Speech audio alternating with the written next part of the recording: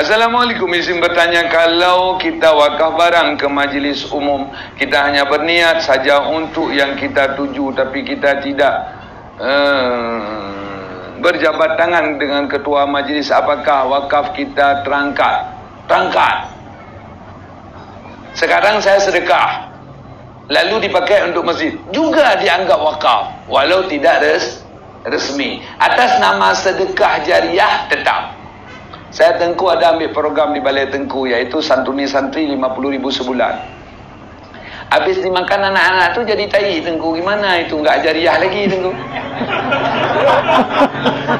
Jariah karena jadi darahnya jadi ilmu, ilmunya dia gunakan seumur hidup, itu jariah. Jadi jangan negative thinking, kita harus positive thinking. Ini ada orang, ini sedekah saya Tengku, jangan pakai untuk uang kopi. Tanpa minum kopi, orang kerja nggak bisa kerja.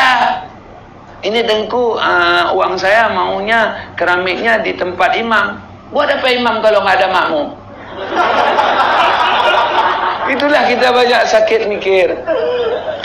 Nah, ini Tengku, kalau begitu jangan di belakang. Tak ada belakang tanpa depan, tak ada depan tanpa belakang. Kalau begitu Tengku jangan untuk WC. Imam nggak bisa salat tanpa WC. Itulah sakit kepala kita. Jangan begitu kita.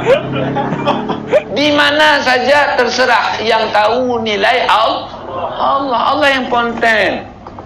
Kadang ikhlas kita, sedekah kita dibuat jadi WC. Ikhlas kita, di situ harga kubah.